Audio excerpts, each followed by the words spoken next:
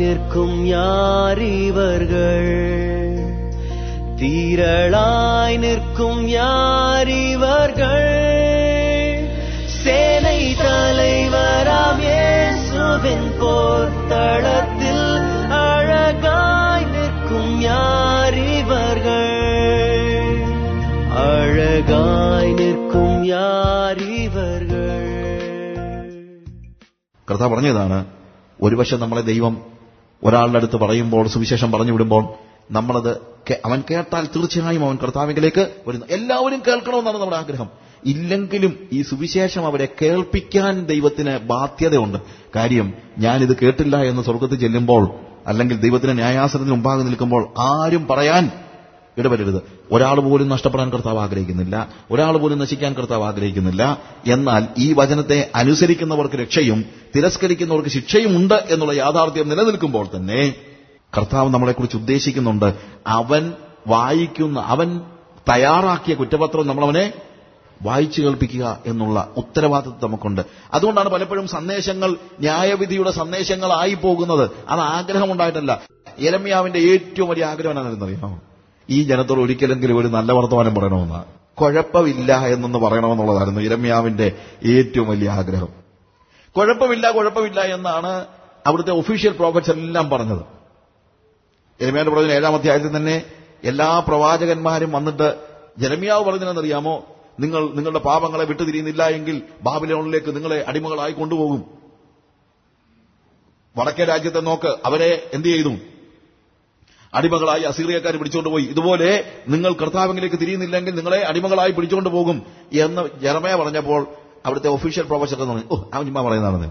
അത് വടക്കേ രാജ്യത്തിന്റെ പ്രശ്നം. അവിടെ ദേവാലയമില്ല, അവിടെ ആരാധനയില്ല. അവിടെ ആരാധനയില്ലാത്തതുകൊണ്ട് അവർക്ക് സമുദായക്കാരല്ലേ, അതുകൊണ്ട് എന്താ ആൾക്കാര് പിടിച്ചുകൊണ്ടുപോയി. പക്ഷെ നമുക്ക് അങ്ങനെ അല്ല. നമുക്ക് ആരാധനയുണ്ട്, നമുക്ക് പ്രാർത്ഥനയുണ്ട്, നമുക്ക് പാട്ടുണ്ട്, നമുക്കൊന്നും പറ്റത്തില്ല. നിങ്ങൾ വായിച്ചു നോക്കണം, ജെറമയായുടെ പുസ്തകം 7-ാമത്തെ അധ്യായത്തിൽ നിങ്ങൾ വായിച്ചു നോക്കണം. സമയമില്ലാത്തതുകൊണ്ടാണ് ഇതൊക്കെ പറയാത്തത്. ആരാധനയുണ്ട്, അതുകൊണ്ട് ഒരു കുഴപ്പമില്ല. ഇന്നും സഭക്കാരെല്ലാം പറയുന്നത് അവർ സമുദായക്കാർ, അവർക്ക് ആരാധനയുണ്ട്. നമുക്ക് ആരാധനയുണ്ട്, നമുക്കൊന്നും പറ്റത്തില്ല. ജെറമയ പറഞ്ഞു, യഹോവയുടെ മന്ദിരം എന്ന വ്യാജവാക്കുകളിൽ നിങ്ങൾ ആശ്രയിക്കരുത്. ഒഫീഷ്യൽ പ്രൊഫസർ പറഞ്ഞത് യഹോവയുടെ മന്ദിരം ഇവിടെ ഉള്ളിടത്തോളം കാലം നമുക്ക് ഒന്നും സംഭവിക്കരുതെന്നാണ് പറഞ്ഞത്. ഇതുപോലെ നമ്മൾ ചിന്തിക്കുന്നത് ഞായറാഴ്ച ആരാധനയ്ക്ക് പോയി കഴിഞ്ഞാൽ നമുക്കൊന്നും സംഭവിക്കത്തില്ലെന്ന്. കർത്താവ് ന്യായം വിധിക്കുന്നത് ഓരോരുത്തൻ ചെയ്യുന്ന പ്രവൃത്തിയുടെ അടിസ്ഥാനത്തിലാണ്. അവനവൻ ചെയ്യുന്നത് നല്ലതാകിലും തീയതാകിലും ദൈവത്തിന്റെ സന്നിധിയിൽ അവന്റെ ന്യായാസനത്തിന് മുമ്പാകെ നിങ്ങൾ വെളിപ്പെടേണ്ടതാകുന്നു. മറന്നു പോകരുത്. നിങ്ങൾ ആരാധിച്ചതുകൊണ്ട് മാത്രമൊന്നും അവിടെ ചെന്നിട്ട് നിങ്ങൾക്ക് ആർക്കും രക്ഷപ്പെടാമെന്നൊന്നും ചിന്തിക്കേണ്ട. കർത്താവിന്റെ കൽപ്പനകളെ അനുസരിക്കുകയാണ് ആവശ്യം. കർത്താവിന്റെ കൽപ്പനകളെ അനുസരിക്കാതെ ആരാധിച്ചിട്ട് എന്താ കാര്യം? ഒരാൾക്ക് 2 മക്കളുണ്ടെന്ന് വെക്കുക. 2 മക്കളില് 2 പേരോടും കർത്താവ് ആവശ്യപ്പെട്ടു. കർത്താവ് 2 പേരുടെയിലും ഒരു വലിയൊരു മീറ്റിംഗിന്റെ ഇൻവിറ്റേഷൻ ലെറ്റർ കൊടുത്തിട്ട് 500 എണ്ണം ഒരാളുടെയിലും കൊടുത്തു, 500 എണ്ണം മറ്റൊരാളുടെയിലും കൊടുത്തു.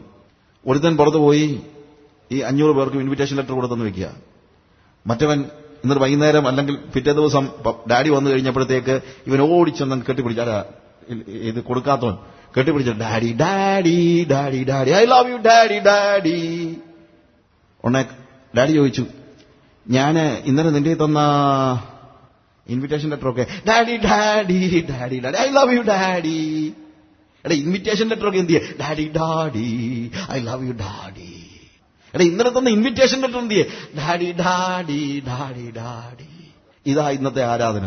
കർത്താവ് കൽപ്പിച്ചതൊന്നും ചെയ്യാതെ ഡാഡി ഡാഡി എന്ന് പറഞ്ഞുകൊണ്ടിരിക്കുക. അനുസരിച്ചിട്ട് ആരാധിക്ക്. കർത്താവ് നിങ്ങളോട് കൽപ്പിച്ചത് നിങ്ങൾ അനുസരിക്ക്. അത് കഴിഞ്ഞിട്ട് നിങ്ങൾ ആരാധിക്ക്. അനുസരിക്കാത്തവൻ ആരാധിച്ചു കഴിഞ്ഞാൽ നിങ്ങൾ ചിന്തിക്കുന്നുണ്ടോ, അവൻ ഞാൻ പറഞ്ഞ അനുസരിച്ചില്ലെങ്കിലും അവൻ എന്നെ ഡാഡി ഡാഡി എന്ന് എത്ര പ്രാവശ്യം വിളിച്ചു, അതുകൊണ്ട് നേരെ ഇവനെ അങ്ങ് സ്വർഗത്തിലേക്ക് കൊണ്ടുവന്നു. നിങ്ങൾ അങ്ങനൊന്നും കർത്താവ് ചിന്തിക്കത്തില്ല. അവിടെയുള്ളവരെ മറ്റവനൊരു പക്ഷെ അത്രയും നമ്മുടെ ഭാഷ പറഞ്ഞു കഴിഞ്ഞാൽ അത്ര സോപ്പൊന്നിട്ട് കാണത്തില്ല. അവൻ ചെന്ന് പറയുന്ന കാര്യം, daddy all the letters you gave me I have given it to all the concerned people. അവൻ ഡാഡി ഡാഡി എന്ന് പറഞ്ഞ് കാണത്തില്ല. പക്ഷെ ആരെയായിരിക്കും ആ പിതാവ് ബഹുമാനിക്കുകയും ആദരിക്കുകയും ചെയ്യുന്നത്?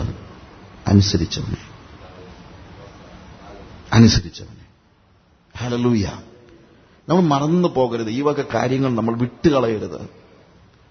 ഞാനിത് വേദനയോടുകൂടെ പറയാണ്. നമുക്ക് പല സമയത്തും, ഞാൻ പറഞ്ഞൊരു കാര്യമുണ്ട്, നല്ല കാര്യങ്ങൾ തന്നെ പലപ്പോഴും ദോഷകരമായ ഫലങ്ങൾ ഉളവാക്കത്തക്ക രീതിയിലായി പോകും ഏതെങ്കിലും ഒരു കാര്യത്തിന് നമ്മൾ കൊടുക്കുന്ന ഓവർ എംഫസിസ് എന്ന് പറയുന്നത്. അനുസരണം വളരെ അത്യന്താപേക്ഷിതമായ കാര്യമാണ്. ജെറമയ വളരെ ആഗ്രഹമായിരുന്നു എങ്ങനെയെങ്കിലും ഒരു സം കൈൻഡ് ഓഫ് എല്ലാവരെയും പ്രസാദിപ്പിക്കുന്ന ഒരു സന്ദേശം പറയണമെന്ന്. പക്ഷെ ഒരിക്കലും പറ്റിയിട്ടില്ല. 20-ാം അധ്യായത്തിന്റെ 7 മുതലുള്ള വാക്യങ്ങൾ വായിക്കുമ്പോൾ, യഹോവേ, നീ എന്നെ സമ്മതിപ്പിക്കുകയും ഞാൻ സമ്മതിച്ചു പോകുകയും ചെയ്തു. നീ ബലം പ്രയോഗിച്ച് ജയിച്ചിരിക്കുന്നു. ഞാൻ ഇടവിടാതെ പരിഹാസ വിഷയമായിരിക്കുന്നു. എല്ലാവരും എന്നെ പരിഹസിക്കുന്നു. സംസാരിക്കുമ്പോഴൊക്കെയും ഞാൻ നിലവിളിച്ച് സാഹസത്തെയും ബലാത്കാരത്തെയും കുറിച്ച് ആവലാതി പറയേണ്ടി വരുന്നു. അങ്ങനെ യഹോവയുടെ വചനം എനിക്ക് ഇടവിടാതെ നിന്ദയ്ക്കും പരിഹാസത്തിനും ഹേതുവായിരിക്കുന്നു. ഞാൻ ഇനി അവനെ ഓർക്കയില്ല, അവന്റെ നാമത്തിൽ സംസാരിക്കുകയുമില്ല എന്ന് പറഞ്ഞാലോ, അത് എന്റെ അസ്ഥികളിൽ അടയ്ക്കപ്പെട്ടിട്ട് അത് ഹൃദയത്തിൽ തീ കത്തും പോലെ ഇരിക്കുന്നു. ഞാൻ സഹിച്ചു തളർന്ന് എനിക്ക് വഹിയാതെയായി. ജെറമയ ഈ വേദഭാഗം അവിടെ അവന്റെ ഒരു വലിയ പ്രശ്നം പറഞ്ഞാൽ അവൻ എല്ലാവർക്കും പരിഹാസപാത്രമായിരിക്കുന്നെന്നാണ്. ശരിക്കും പറഞ്ഞു കഴിഞ്ഞാൽ അവൻ ഉപയോഗിച്ചിരിക്കും, I am a laughing stock for all the people. കാര്യം കാണുന്നവരെല്ലാം ഇവനെ പരിഹസിക്കാൻ തുടങ്ങുകയാണ്. എല്ലാവരും ഇവനെ പരിഹസിക്കുകയാണ്. കാര്യം വരുമ്പോഴേ ഇവൻ പറയുന്നത് എന്താണ്?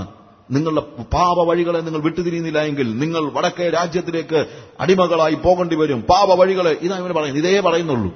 അതായത് ഇവിടെ ഉപയോഗിച്ചിരിക്കുന്ന വാക്കതാണ്, ഞാൻ സംസാരിക്കുമ്പോഴൊക്കെയും നിലവിളിച്ച് സാഹസത്തെയും ബലാത്കാരത്തെയും കുറിച്ച് സംസാരിക്കേണ്ടി വരുന്നു. Violence and destruction. Any time he speaks, what happens? What is coming out of his mouth? It is violence and destruction. ഇതാ വലിയ അക്രമം വരുന്നു, ഇതാ ഡിസ്ട്രക്ഷൻ വരുന്നു, ഇതാ നിങ്ങൾ നശിക്കുവാൻ പോകുന്നു, നിങ്ങൾ നിങ്ങളുടെ പാപങ്ങളെ വിട്ടുതിരിയുന്നില്ലെങ്കിൽ ഈ പട്ടണം നശിക്കാൻ പോകുന്നു, ഈ ദേവാലയം നശിക്കാൻ പോകുന്നു. എപ്പോഴും ഇതാ പറയുന്നത്. ആളുകൾ കുറച്ചുനാളായിട്ട് പറഞ്ഞു അത് നടന്നില്ല. അപ്പോഴത്തേക്ക് ആളുകൾ പറഞ്ഞു, എന്തിനാ നീ പറഞ്ഞത്? മറ്റവർ പറഞ്ഞു, അവൻ വെറുതെ പറയുന്നത്. ആര്? ഒഫീഷ്യൽ പ്രോഫറ്റ്സ് പറഞ്ഞു അവൻ വെറുതെ പറയുന്നത്. വെറുതെ പറയുന്നത് തന്നെയല്ല, ഇവൻ അനുഭവിച്ച കഷ്ടങ്ങളോ 20-ാം അധ്യായം വായിക്കുമ്പോൾ മനസ്സിലാക്കുന്നുണ്ട്. സമയത്തിന്റെ 20-ാം അധ്യായത്തിന് 1 മുതലുള്ള വാക്യങ്ങൾ, ഈ യിരെമ്യാവ് പ്രവചിക്കുന്നത് കണ്ടിട്ട് പശൂർ പ്രവാചകൻ കേട്ടിട്ട് യിരെമ്യാ പ്രവാചകനെ അടിച്ചു, അവനെ ആമത്തിലിട്ടു, അവനെ ജയിലിലാക്കി. എന്നിട്ട് പിറ്റേ ദിവസം അവനെ എണീപ്പിച്ചപ്പോൾ അന്നേരമെങ്കിലും ഒരു മാനസാന്തരം വന്ന് കാണുമെന്ന പശൂർ പ്രവാചകൻ ചിന്തിച്ചത്. പക്ഷെ എന്താണെന്നറിയാമോ? അതിന്റെ 6-ാമത്തെ വാക്യത്തിൽ, എന്നാൽ പശൂരെ, നീയും നിന്റെ വീട്ടിൽ പാർക്കുന്ന എല്ലാവരും പ്രവാസത്തിലേക്ക് പോകേണ്ടി വരും. നീ നിന്റെ വ്യാജ പ്രവചനം കേട്ട് നിന്റെ സകല സ്നേഹിതന്മാരും ബാബേലിലേക്ക് ചെന്ന് അവിടെ വെച്ച് മരിക്കുകയും അവിടെ അടക്കപ്പെടുകയും ചെയ്യും. ഇതൊക്കെ അടിച്ചു, ആമത്തിലിട്ടു, തടവിൽ കിടന്നിട്ട് പിറ്റേ ദിവസം വലിച്ചു നോക്കിയപ്പോൾ പിന്നെ പറയുന്ന പശുവിനെ നിന്നെ ദൈവം അടിക്കുമെന്നാണ്. എന്തോ ചെയ്യുമെന്ന് പറയാം. എനിക്ക് ജെറമയ, എന്റെ ഓൾഡ് ടെസ്റ്റമെന്റിലെ എനിക്ക് ഏറ്റവും ഇഷ്ടപ്പെട്ട പ്രൊഫറ്റ് ജെറമയാണ്.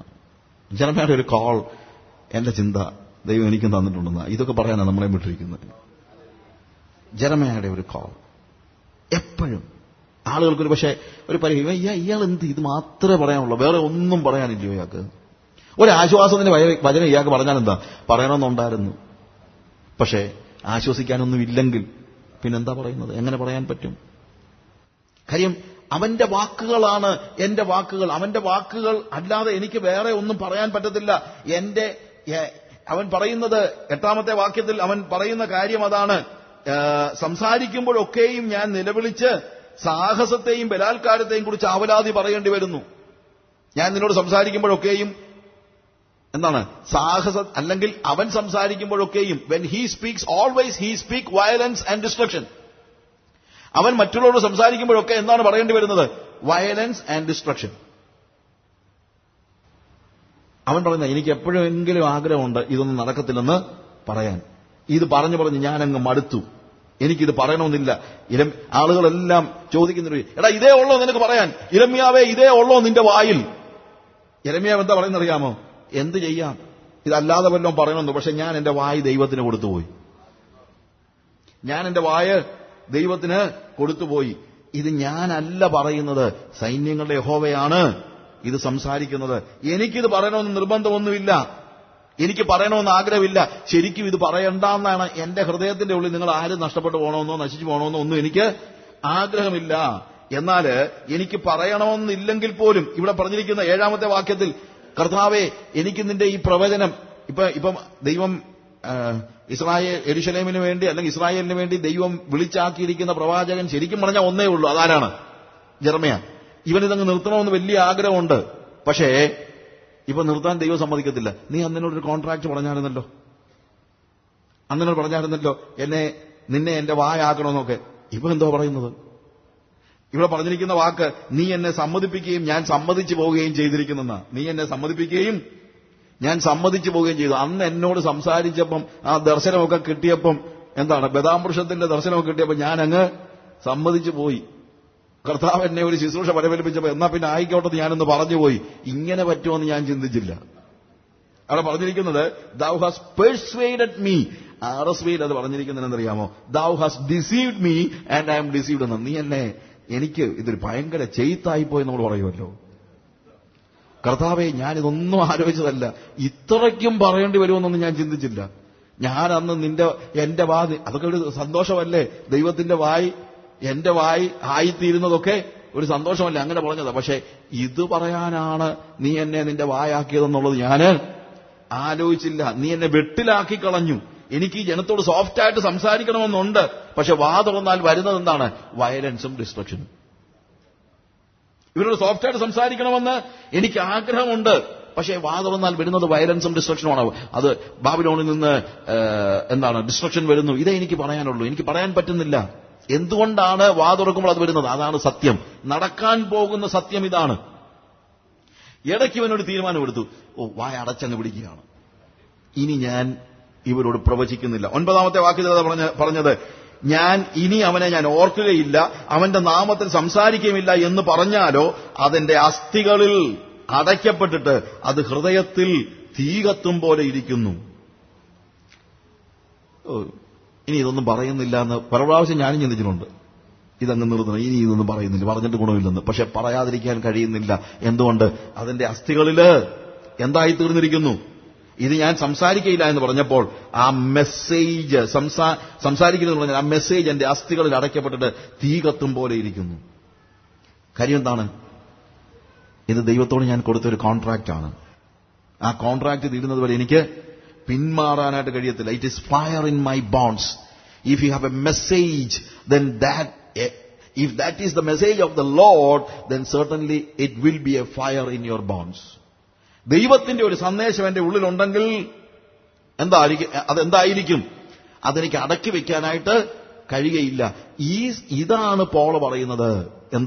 നിർബന്ധം എന്റെ മേൽ കിടക്കുന്നു. ഞാൻ സുവിശേഷം അറിയിക്കുന്നില്ലെങ്കിൽ എനിക്ക് അയ്യോ കഷ്ടം. ഞാൻ സുവിശേഷം അറിയിക്കുന്നില്ലെങ്കിൽ എന്റെ അസ്ഥികളിൽ അതെന്തായിത്തീരുന്നു? തീയായിത്തീരുന്നു. എനിക്ക് ഇരിക്കാൻ പറ്റുന്നില്ല, എനിക്ക് കിടക്കാൻ പറ്റുന്നില്ല, എനിക്ക് നടക്കാൻ പറ്റുന്നില്ല. കാരണം എനിക്ക് അവരോട് ഇത് പറഞ്ഞാലേ പറ്റുള്ളൂ. എന്റെ ഉള്ളിൽ ഈ മെസ്സേജ് കിടക്കുകയാണ്, ഈ സന്ദേശം കിടക്കുകയാണ്. ക്രിസ്തുവിനോട് നിരന്നുകൊള്ളുവിൻ, ദൈവത്തോട് നിരന്നുകൊള്ളുവിൻ എന്നുള്ള നിരപ്പിന്റെ വചനം എന്റെ കയ്യിൽ കർത്താവ് എന്റെ ഹൃദയത്തിൽ തന്നിരിക്കുകയാണ്. ഈ വചനം അവരിൽ ചെന്നില്ലെങ്കിൽ അവർ നരകത്തിലേക്ക് പോകുകയാണ്. അതുകൊണ്ട് എനിക്ക് സത്യം പറഞ്ഞേ പറ്റുള്ളൂ. ഈ സത്യം അല്ലെങ്കിൽ സ്നേഹത്തിൽ എനിക്ക് ഈ സത്യം അവരോട് സംസാരിച്ചേ പറ്റുകയുള്ളൂ. എനിക്ക് ബാക്കി എല്ലാ കാര്യങ്ങളും എന്തുമായിക്കോട്ടെ, പക്ഷേ ഈ സന്ദേശം ഉള്ളിൽ കയറിയവന് ഈ സന്ദേശം പുറത്തു പറഞ്ഞേ പറ്റൂ. If God has entrusted you with the message of reconciliation, you cannot keep it down. It will come out. It's like a fire in your bones. അതാണ് സുവിശേഷത്തിന്റെ തീ എന്ന് പറയുന്നത്. അവിടെയാണ് പോൾ പറയുന്നത്, we are beside ourselves. ചിലപ്പോൾ ക്രിസ്തുവിന്റെ സ്നേഹം ഞങ്ങളെ ഭ്രാന്ത് പിടിപ്പിക്കുന്നു. എന്തുകൊണ്ട്? ഞങ്ങൾക്കറിയാം എന്താ സംഭവിക്കുന്നത്. ഒരിക്കൽ മരിക്കുകയും പിന്നെ ന്യായവിധിയും ദൈവം മനുഷ്യർക്ക് നിശ്ചയിച്ചിരിക്കുന്നു. ഏത് മനുഷ്യനും അവർ ചെയ്ത എല്ലാവരും ഒരുവൻ ചെയ്തത് നല്ലതാകിലും തീയതാകിലും അതിന് തക്കവണ്ണം പ്രാപിക്കേണ്ടതിന് എല്ലാവരും ദൈവത്തിന്റെ ന്യായാസനത്തിന് മുമ്പാകെ നിൽക്കേണ്ടതാകുന്നു. അങ്ങനെ ഞങ്ങൾ കർത്താവിനെ ഭയപ്പെടേണ്ടതിന്. See, when we know that there is a judgment, we start fearing God. അല്ലെങ്കിൽ ഫിയർ ഇല്ല. ആ ഫിയർ നിങ്ങളിലേക്ക് പകരുവാൻ വേണ്ടി ദൈവത്തിന്റെ വരാൻ പോകുന്ന ന്യായാസനത്തിന് മുമ്പാകെ നിങ്ങളൊക്കെയും നിൽക്കേണ്ടതാണെന്നുള്ള യാഥാർത്ഥ്യം, നിത്യതയുടെ യാഥാർത്ഥ്യം അറിയുമ്പോഴാണ് നമ്മൾ ആളുകളുടെ അടുത്തേക്ക് ഓടിച്ചെന്ന് പറയുന്നത്, ഇവിടം കൊണ്ട് കാര്യങ്ങൾ അവസാനിക്കുന്നില്ല. You are going to stand before the throne of God. ദൈവത്തിന്റെ ന്യായാസനത്തിന് മുമ്പാകെ, ക്രിസ്തുവിന്റെ ന്യായാസനത്തിന് മുമ്പാകെ നിങ്ങൾക്ക് നിൽക്കേണ്ടി വരും. പ്രിയമുള്ളവരെ, ആ ഒരു തിരിച്ചറിവുണ്ടായി കഴിയുമ്പോൾ ബാക്കി എല്ലാത്തിനും അപ്പുറത്ത്, ഒരുപക്ഷെ നമ്മൾ ജോലി ചെയ്യുന്നുണ്ടായിരിക്കാം, നമ്മുടെ വീട് നോക്കുന്നുണ്ടായിരിക്കാം, ബാക്കി എല്ലാ കാര്യങ്ങളും ചെയ്യുന്നുണ്ടായിരിക്കാം, എന്നാൽ അതിനെല്ലാം അപ്പുറത്തായിട്ട് നമ്മുടെ മനസ്സിൽ, നമ്മുടെ ചിന്തയിൽ, നമ്മുടെ ഹൃദയത്തിൽ ഈ സന്ദേശം കടന്നുകൂടണം. നിങ്ങൾ വീട്ടമ്മയായിരിക്കാം, വീട്ടുജോലിക്കാരിയായിരിക്കാം, ഓഫീസറായിരിക്കാം, ഓഫീസ് ബോയ് ആയിരിക്കാം, പക്ഷേ God has entrusted you with the message of gospel. ഇവിടെയുള്ള എല്ലാവരുടെയും. അതുകൊണ്ടാണ് ഞാൻ പറഞ്ഞത്, കൊച്ചിയുടെ സുവിശേഷീകരണം സഭയുടെ നേതാക്കന്മാരെ കൊണ്ട് നടക്കുമെന്ന് ഞാൻ വിശ്വസിക്കുന്നില്ല. കൊച്ചിയുടെ സുവിശേഷീകരണം, കേരളത്തിന്റെ സുവിശേഷീകരണം, ഇന്ത്യയുടെ സുവിശേഷീകരണം ദൈവം ഫലമേൽപ്പിച്ചിരിക്കുന്നത് സാധുക്കളായ നമ്മളെപ്പോലുള്ള ആളുകളെ കൊണ്ടാണ്. നമ്മുടെ മനസ്സിൽ, നമ്മുടെ ഹൃദയത്തിൽ, നമ്മുടെ ഉള്ളിൽ കർത്താവ് ദ മെസ്സേജ് ഓഫ് റിക്കൺസിലിയേഷൻ അത് തന്നിരിക്കുന്നു. അതുകൊണ്ട് നമുക്ക് നമ്മുടെ ജോലികളിൽ സംതൃപ്തരാകാൻ, ജോലി സംതൃപ്തി വേണം, ഇല്ലെന്നല്ല ഞാൻ പറയുന്നത്, പക്ഷെ ആ ജോലി കൊണ്ട് മാത്രം സംതൃപ്തനാകുന്നില്ല, പണം കൊണ്ട് മാത്രം സംതൃപ്തനാകുന്നില്ല. നിങ്ങളൊരു ലോയറാണോ ആയിക്കോ, നിങ്ങളൊരു ഡോക്ടറാണോ ആയിക്കോ, നിങ്ങളൊരു നേഴ്സാണോ ആയിക്കോ, പക്ഷേ വല്ല വിധേനയും പച്ചരിക്കുള്ള കാശുണ്ടാക്കിക്കൊണ്ട് ജീവിക്കാൻ കൊണ്ട് അങ്ങനെ നിങ്ങൾക്ക് അടങ്ങിയിരിക്കാൻ കഴിയുമെങ്കിൽ യഥാർത്ഥത്തിൽ നിങ്ങൾ കർത്താവിനാൽ സ്പർശിക്കപ്പെട്ടിട്ടില്ല.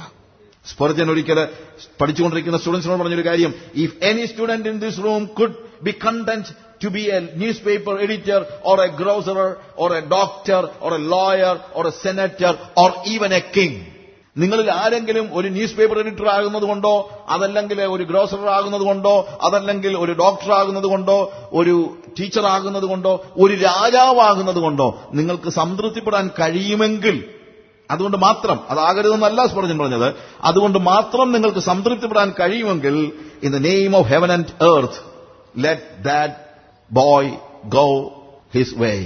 അവൻ ദയവ് ചെയ്ത് എന്റെ പ്രസംഗത്തിനകത്ത് നീണ്ടിട്ട് പൊക്കോളാൻ.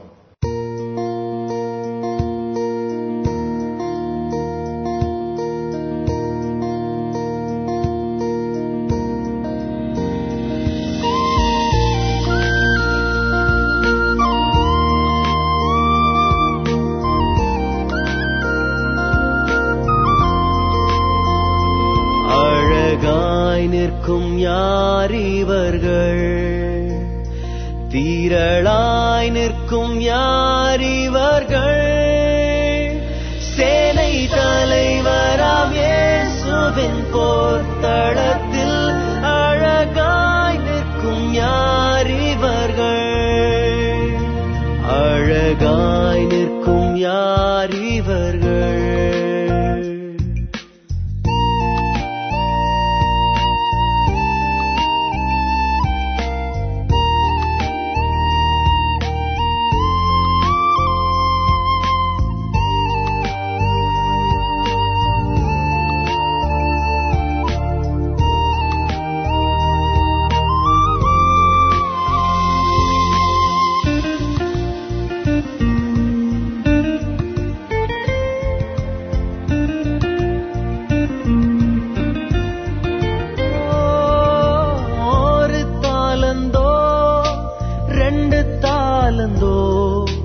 ஐந்து தாலந்தோ உபயோகித்தோ, சிறிதானதோ பெரிதானதோ, பெற்ற பணி செய்து முடித்தோ, அழகாய் நிற்கும் யார் இவர்கள்.